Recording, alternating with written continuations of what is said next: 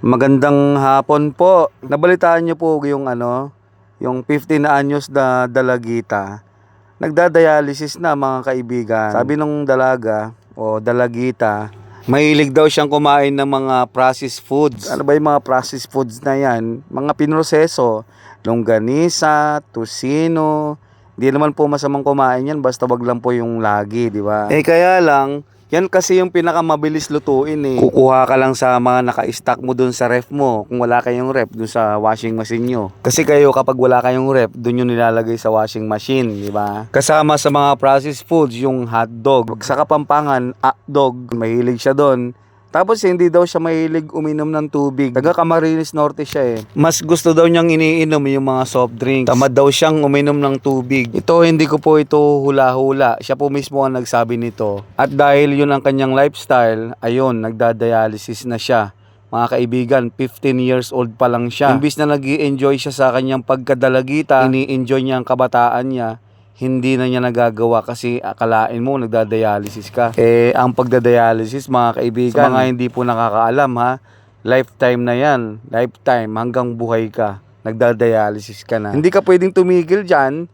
Kasi nga, pag itinigil mo yung pagdadialysis mo, patay kang bata ka. Mamamaga ka ng gusto. Magkakatubig ka sa baga, tataas ang iyong creatinine ng sobrang sobra hanggang sa mamatay ka, hindi ka makakahinga. Nakakaawa po yung babae na yon. Isipin mo, 15 years old ka pa lang pero nagdadialysis ka na. Kawawa rin yung kanyang mga magulang kasi sila po yung gagastos sa pagdadialysis ng kanilang anak. Hindi rin naman po kasalanan ng kanilang mga magulang kasi malay-malay po ba nila na seryosong sakit pala yung maaaring abutin ng kanilang anak sa ganong lifestyle. May mga magulang naman kasi na nakakaawa dahil wala silang kaalam-alam o hindi sila aware sa mga ganong pangyayari. Sa mga ganong sakit-sakit, mga ganong sakit sa bato, wala silang alam dyan. Nakakaawa. So mayroon naman po mga magulang na alam naman nila, marunong naman sila sa ganon, aware sila, pero talagang ini-spoiled nila yung kanilang mga anak kahit alam nila na pwede silang magkaroon ng sakit sa bato. Wala silang pakialam, sige lang ng sige. Yun po yung medyo nakakainis eh. Pero yung mga magulang po na hindi knowledgeable, nakakaawa talaga po. Ito pong 15 years old na babae na to, kawawa naman ito. Sa tingin nyo, sa edad niyang 15 years old, alam ba niya yan? Yung sakit sa bato na ganyan, yung mga taas-taas ng creatinine na yan? Ako nga, nalaman ko lang yung tungkol sa mga creatinine na yan nung edad, 37. Doon lang ako naging aware sa ganyan. Ito pa kayang 15 years old. Kahit ikaw kung 15 years old ka, wala ka naman pakialam dyan eh. Saka hindi mo naman alam yung tungkol dyan.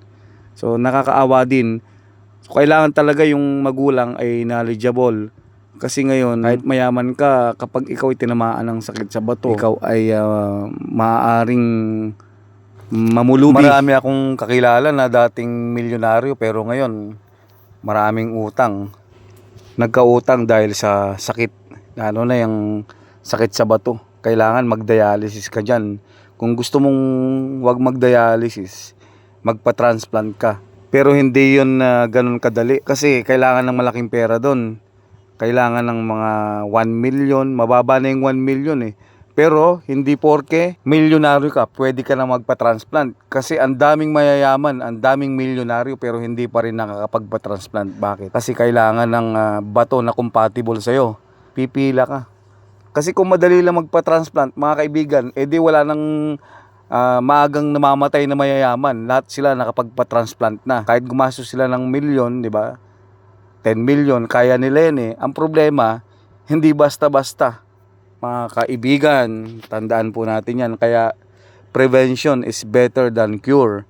Mas maganda yung umiwas tayo na magkaroon ng sakit sa bato kaysa yung gamutin natin. Kasi yung sakit sa bato, hindi na nagagamot yan. Parang nasugat ka lang, pwede mo nang gamutin yan. Hindi po ganon. Ang tanging solusyon dyan sa sakit sa bato, kapag yan ay namatay na talaga yung bato, dialysis po mga kaibigan at transplant.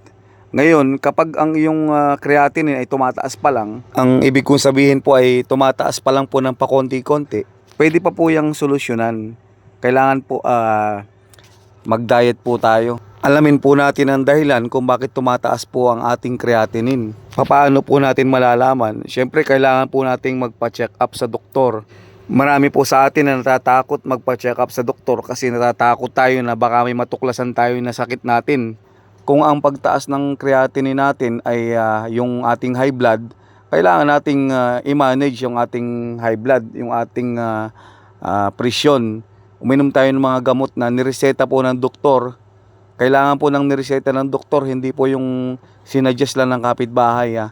Kailangan po inumin po natin yon para po makontrol po natin ang ating hypertension. Kung ang creatinine nyo ay tumataas dahil sa kayo ay diabetic o meron kayong diabetes, kasi ang takot-takot nyo pong kumain mahilig pa kayo sa soft drinks, tapos konting gutom lang, gusto nyo kain na kayo ng kain, kain ng mga tinapay. Katwiran nyo kasi hindi na ako kakain ng kanin, pero nagtitinapay naman kayo. Mas malala nga po yun Mas maganda po na kumain po kayo ng kanin kaysa magtinapay kayo.